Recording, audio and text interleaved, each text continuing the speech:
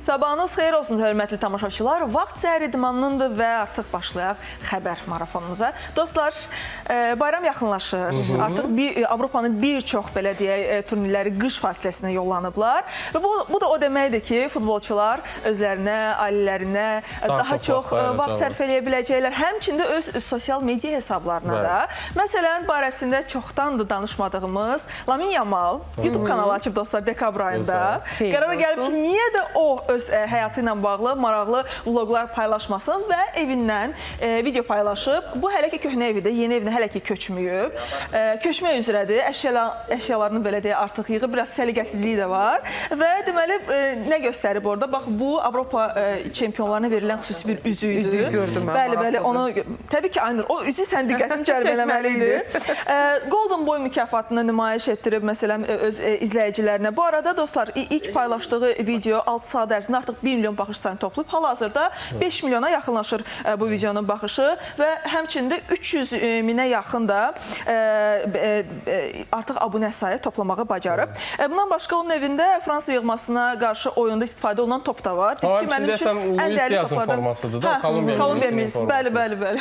O da yəni xüsusən azarkeşlərin diqqətini cəlb edib. Və bundan başqa dostlar orada bir plastinka da göstərir. Bu əfsanəvi hip-hop ulduz Dr. Dre'nin ona elədiyi hədiyyədir. Dre'nin ilk albumudur və həmçinin də qızıl qulaqlıqlar da ona hədiyyə eləyib. Üstə gəldi plastinkanın üstünə bilirsiniz nə yazılıb?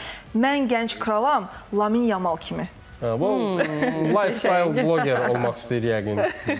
Haaland da məncə təsirlənir. Bilirsiniz ki, Haaland da lifestyle, yəni öz həyatı ilə bağlı, ailəsi ilə bağlı, oyuna hazırlaşmaq, məşqləri və s. bununla bağlı mütəmadi olaraq paylaşımlar eləyir. Düşünürəm ki, baxırlar ki, Haaland paylaşım eləyirsə, yaxşı effekt gəlirsə, niyə də mən öz PR-ım üçün bundan istifadə etməyim. Çünki həqiqətən də təkcə futbolçular meydanda göstərmirlər öz performanslarını, həmçində PR, reklam, bu məsələ, yəni marketinqə də, yəni self-brandingə də çox önəm verirlər əslində idmançılar.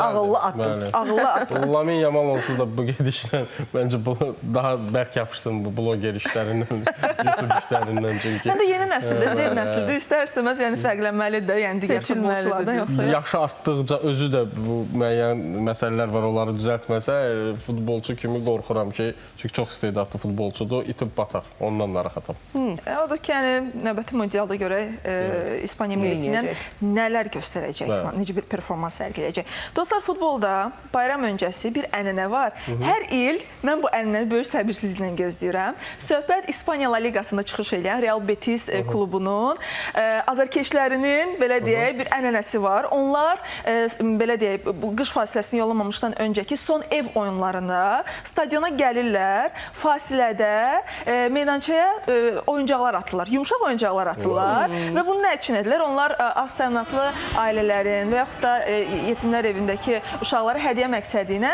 hər il bu kampaniyanı keçirdirlər və oyunda fasilə zamanı bu deməli Xetafeyə qarşı oyunda olub və Real Betis böyük hesabla 4-0 hesabı ilə qələbə qazanıb həmin oyunda və fasilədə onlar 15 dəqiqə ərzində bu oyuncaqları meydançaya atırlar. Rəngli görüntülərlə. Bəli, çox gözəl görüntülər dəqiqətən və bir də şərt var ki, həmin bu oyuncaqlar 35 sm keçməməlidir. Yəni böyük həcmdə olmamalıdır, kiçik oyuncaqlar olmalıdır ki, klubun əməkdaşları da çox sürətlə, tez bir şəkildə meydançadan toplaya bilsinlər, yığsınlar və uşaqlara təqdim eləsinlər. Və hər il bu rəngli görüntüləri mən çox böyük səbirsizliklə gözləyirəm. Keçən ənənədir. Bu ənənə bir ara Türkiyədə də var idi. Çox təəssüf ki, zəlzələ baş verən ərazilərlə bağlı son zəlzələdən, Hatay zəlzələsindən söhbət getmir, hörmətli tamaşaçılar. Ondan da əvvəl 2010-larda baş vermişdi və oyundan əvvəl xüsusilə orada da bir çox, xüsusən də böyük komandaların oradakı azarkeşləri, Qalatasaray, Fənər, Beşiktaş azarkeşləri, onlarla yumşaq oyuncaqlar atılırdı və hətta isti, belə deyək, müxtəlif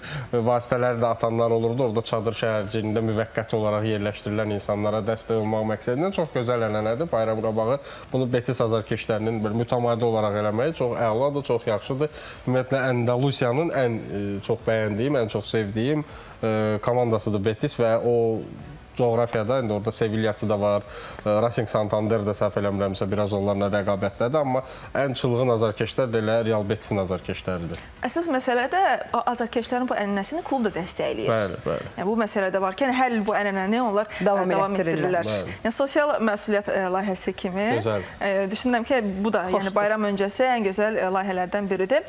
Bu arada bəzən elə olur ki, klublar indi fasilədir deyənə, oyun yoxdur deyə yenə də stadiondan pul qazanmağa çalışırlar. Məsələn, Atletico Madrid klubu dostlar, Avropanın ən möhtəşəm stadionlarından biridir, bilirsiniz ki, Metropolitano. Onlar buz meydançası açıblar stadionda.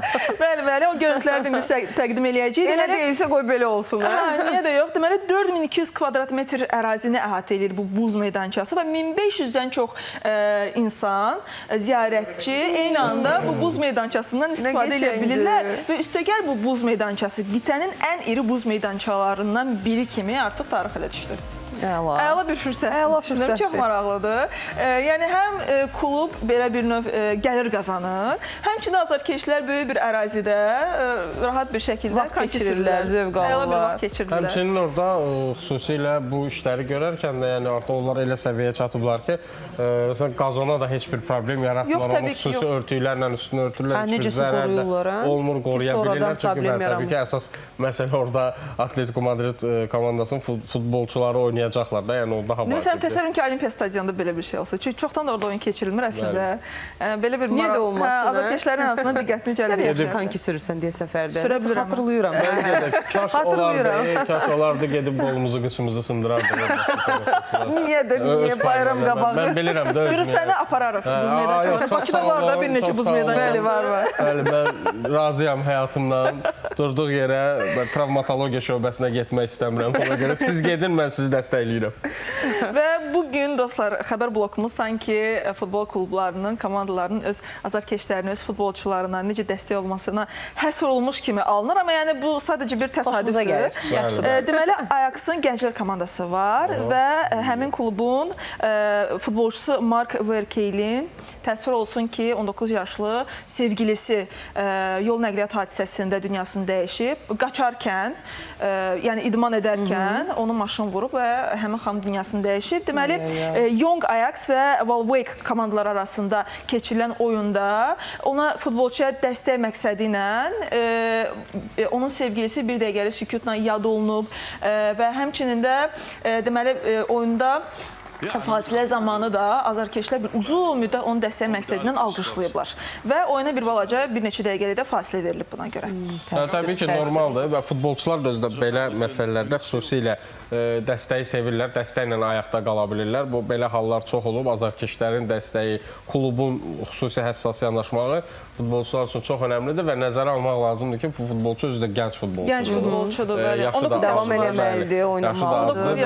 Bəli, hər birimizin həyatımızda itkilərimiz olub və o yaşda bir sevdiyin insanı, əziz insanı, yaxın insanı daha ağır olur yəqin ki. Çox ağırdır, çətindir. Anlamaq, qəbul eləmək, bəli. Zaman hər şeyin çarəsidir, keçmiş olsun və həyat davam eləyir. Amma bu nəcib addıma görə həqiqətən Ajax futbol klubuna alqış düşür. Dəstək önəmlidir. Bax belə dostlar, belə emosional məqamda da bəli, düşünürəm ki, xəbər blokumuzu yekunlaşdırmağın vaxtı da artıq. Təşəkkür edirəm. Sağ ol. Gözlərin doldu Aynur. Biz meydanın içindən çox danışırıq. Biz bu proqramda futboldan çox danışırıq. İdmanın Fəridə gündəlik olaraq həm də işi budur. Amma səhər efirlərində mənim şəxsi fikrimdən də bu tip xəbərlərin çox olması ki, həmişə olmur. İndi fasilədir, biraz fürsətimiz var. Sağ olsun Fəridə də bunu dəyərləndirdi və gözəl xəbərlər təqdim elədi, bölüşdü. Biz də fikirlərimizi bildirdik. Amma bu tip xəbərlər düşünürük ki, həm vacibdir, həm də burada biz özümüz də müəyyən bir örnəklər ala bilirik. İstər Real Betis azarkeşlərinin elədiyi, istər Ajax klubunun həm azarkeşlərinin, həm rəhbərinin elədiyi. Ona görə təşəkkür edirik Fəridə. Çox sağ ol Fəridə. Günün uğurlu olsun. Futbol idmandan daha üstün. Futbol bəli, bir oyundan daha artığıdır, inanın mənə. Bax belə dostlar, mən sizə çatdıracağım xəbərlər bugünlük bundan ibarətdir. Görüşərik yenidən. Görüşərik, sabah mütləq yenidən eyni vaxtda görüşərik hələlik. Bax belə hörmətli tamaşaçılar, mənim sizə səhər idmandan çatdıracağım xəbərlər bundan ibarət idi. Gün ərzində də dünyada və ölkədə baş verən idman hadisələrindən İTV İdmanın buraxılışları vasitəsilə xəbərdar ola bilərsiniz. Gününüz uğurlu olsun.